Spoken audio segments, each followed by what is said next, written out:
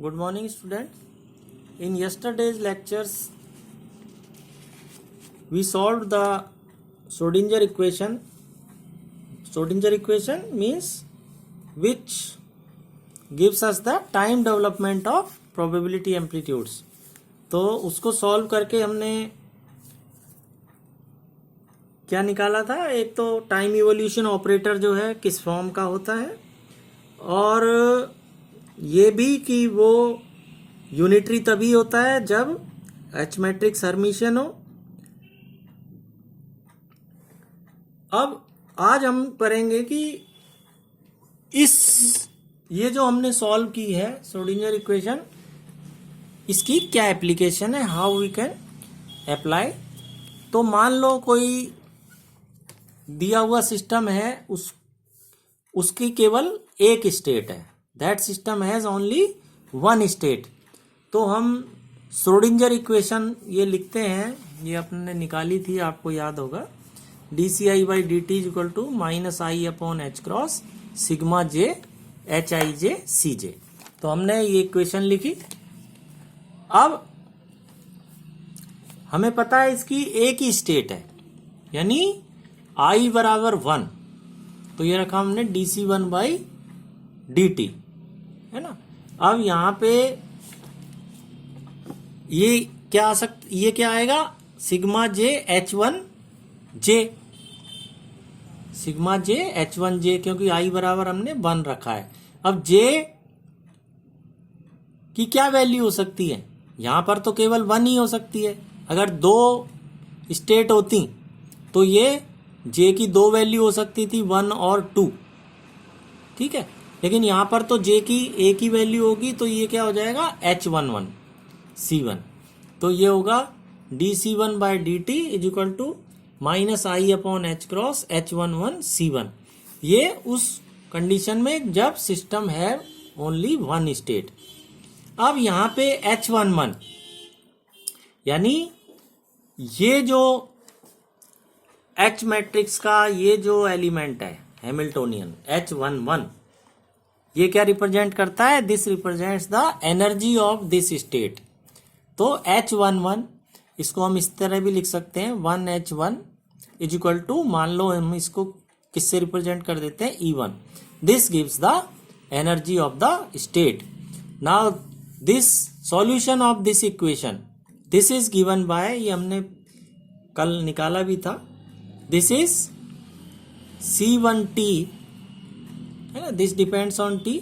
C1t is equal to a constant of integration, जैसे कल हमने a लिया था, constant of integration e⁻⁻ -i/h × E1t, है ना। h11t होता है तो h11 बराबर E1 है, तो E1t। This constant, this is easily determined from the normalization condition on these amplitudes, यानी C1 modulus square is equal to 1। इससे हम इस कांस्टेंट की वैल्यू निकाल सकते हैं। अब दूसरी एप्लीकेशन ली है कि जब system has 2 basis state, system की कितनी बेसिस स्टेट्स हैं, 2 हैं। तो 2 बेसिस स्टेट्स हैं, मान लो एक स्टेट 1 है, दूसरी 2 है, तो H मैट्रिक्स कितने बाई कितने की होगी, 2/2 की होगी, है ना। और उसको हम कैसे लिख सकते हैं, ऐसे सिस्टम के लिए H11, H12, H21, H22, ये इसके एलिमेंट्स हो जाएंगे H मैट्रिक्स के, है ना, जब बेसिस स्टेट्स 2 होती हैं। अब एक कंडीशन और अगर हम यहां रख लें कि ये H मैट्रिक्स मान लो डायगोनल है, एलिमेंट्स जो हैं वो उसके किस तरह के हैं कि केवल डायगोनल एलिमेंट्स नॉन जीरो हैं, बाकी एलिमेंट्स क्या है, जीरो हैं। तो अब ये किस फॉर्म की रह गई, इसमें H12 और H21 ये तो जीरो हो गए इस कंडीशन से कि H इज डायगोनल। अब ये दो कौन कौन से एलिमेंट रह गए, केवल डायगोनल एलिमेंट्स H11 और H22, ठीक है। तो 2 स्टेट्स का सिस्टम जिसकी H मैट्रिक्स अगर डायगोनल है तो वो इस तरह से दी जाएगी, H cap is equal to H11 H2 तो अब श्रोडिंगर इक्वेशन हम पहले की तरह लिखें, है ना, तो कैसे लिख सकते हैं? देखो, dCi/dt is equal to -i/h cross sigma j Hij Cj, या इसको हम इधर ले आए तो ये क्या हो जाएगा? IH cross dCi/dt is equal to sigma j Hij Cj। ठीक है, अब I मान लो हम 1 रखते हैं पहले, है ना। I की दो ही वैल्यू हो सकती हैं, 1 और 2। पहले हम 1 रखते हैं, तो dC1/dt is equal to sigma j H1j Cj। अब दो बेसिस स्टेट्स हैं, तो j की वैल्यू क्या हो सकती है? 1 और 2।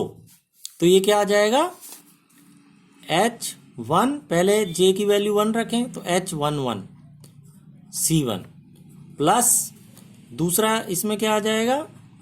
H12, है ना, C2। तो ये आ जाएगा। अब हमें पता है कि ऑफ डायगोनल एलिमेंट्स तो 0 है, तो ये 0 है, तो ये 0 हो गया। तो ये क्या आ गया? IH cross dC1/dt is equal to H11 C1। तो एक इक्वेशन तो ये आ गई जब I बराबर 1 लिया। इसी तरह से जब I बराबर हम 2 लेंगे तो दूसरी इक्वेशन क्या आ जाएगी? IH cross dC2/dt is equal to H22 C2, क्योंकि उसमें अब जैसे यहाँ H12 0 था, उसमें H21 0 होगा, तो केवल ये आ जाएगा H22 C2। तो ये दो इक्वेशन हमारे पास आ जाएंगी, है ना। IH cross dC1/dt is equal to H11 C1 और IH cross dC2/dt is equal to H22 C2। अब हमें पता है कि इसमें H11 जो है ना, इसमें जो ये एलिमेंट है H11, ये जो डायगोनल एलिमेंट्स हैं, ये क्या रिप्रेजेंट करते हैं? आइगन वैल्यू रिप्रेजेंट करते हैं। तो H11 तो हो गई पहली स्टेट के लिए, पहली बेसिस स्टेट में अगर सिस्टम है तो उसकी आइगन वैल्यू हो गई, और H22 हो गई दूसरी बेसिस स्टेट में अगर सिस्टम है तो आइगन वैल्यू ये होगी। तो हम कह सकते हैं H11 is equal to E1, यानी energy eigen value of the basis state 1। H22 is equal to E2, यानी energy eigen value of the basis state 2। तो solution of these two equations, है ना, इसमें तो सॉल्यूशन में क्या आएगा? C1 निकल जाएगा, इसमें क्या मिलेगा? हमें C2 मिलेगा। तो देखो C1t यानी पहली इक्वेशन का solution, C1t is equal to a constant of integration a e⁻⁻ i/h cross E1t। ठीक है ना। तो वही सॉल्यूशन है जो हमने कल निकाल के देखा था। इसी तरह C2t is equal to constant b e⁻⁻ih cross E2t। यहाँ पे वैसे ये क्या आता? देखो H11 E1 की जगह क्या आता है? H11, और H11 को हमने ले लिया है E1 से रिप्रेजेंट किया, इसलिए हमने यहाँ डायरेक्ट E1 लिख दिया। इसी तरह यहाँ आता H22, बट H22 को हमने E2 से रिप्रेजेंट किया है, तो यहाँ पे हमने लिख दिया E2, है ना। एनर्जी आइगन वैल्यू और पहली बेसिस स्टेट की, E2 is energy eigen value और दूसरी बेसिस स्टेट। ठीक है। अब हमें पता है ये C1 क्या है? ये C1 है probability amplitude that state 5 will be found in basis 1। तो इसको ऐसे लिख सकते हैं। C2 क्या है कि ये गिवन स्टेट 5 जो है वो बेसिस 2 में मिलेगी, ये उसका प्रोबेबिलिटी एम्पलीट्यूड है। तो C2 को हम इस तरह भी लिख सकते हैं। तो ये दोनों इसके सॉल्यूशन हो गए, और ये हमें प्रोबेबिलिटी एम्पलीट्यूड्स देते हैं। तो जनरल स्टेट जो है इस सिस्टम की, यानी इस सिस्टम को हम कैसे रिप्रेजेंट कर सकते हैं? जनरल सॉल्यूशन क्या होगा? किसी भी टाइम t पर इन दोनों का कॉम्बिनेशन, C1 और C2 का कॉम्बिनेशन होगा, दोनों बेसिस स्टेट्स का, 1 और 2 का है? तो ये जनरल सॉल्यूशन हो गया। फाई टी जो हम रिप्रेजेंट, स्टेट जो है उसको हम रिप्रेजेंट कर सकते हैं in terms of both basis 1 and 2, उनका लीनियर कॉम्बिनेशन ये होगा। तो ये हो जाएगा C1 1 प्लस C2 2। ठीक, अब C1 को हम कैसे लिख सकते हैं, 1 फाई टी है ना, और 1 ये एज इट इज है। C2 को कैसे लिख सकते हैं, 2 फाई टी, और ये 2 एज इट इज है, तो इसको ऐसे भी लिख सकते हैं। Phi t will be equal to 1 phi t, या जो C1 है, C1 की वैल्यू लिख दी पीछे से, ये देखो पीछे वैल्यू दे रखी है C1 की, है ना, ये लिख दिया a e raise to the power, C2 की जगह ये लिख दिया b e raise to the power.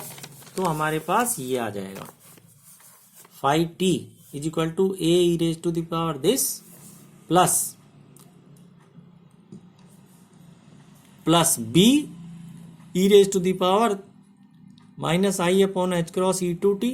ये तो किसकी वैल्यू हो गई, C2 की, है ना, और ये बेसिस 2 एज इट इज। इसी तरह यहाँ basis 1 as it is, where constants a and b are to be determined by the initial and normalization conditions. तो इस तरह से हम, अगर कोई सिस्टम है जिसकी 2 बेसिस स्टेट्स हैं, तो उसको हम इस तरह से रिप्रेजेंट कर सकते हैं। अब इससे हम क्या कंक्लूजन निकालते हैं, ये देखो 3 पॉइंट्स हैं कि solutions give the amplitudes of the stationary states, है ना। ये जो है, ये जो अपनी श्रोडिंगर इक्वेशन हमें मिलती हैं, उनके जो सॉल्यूशंस होते हैं, यानी C1 और C2, ये हमें प्रोबेबिलिटी एम्पलीट्यूड देते हैं। दूसरी, the stationary states are given by the basis states in the representation that makes the H matrix diagonal.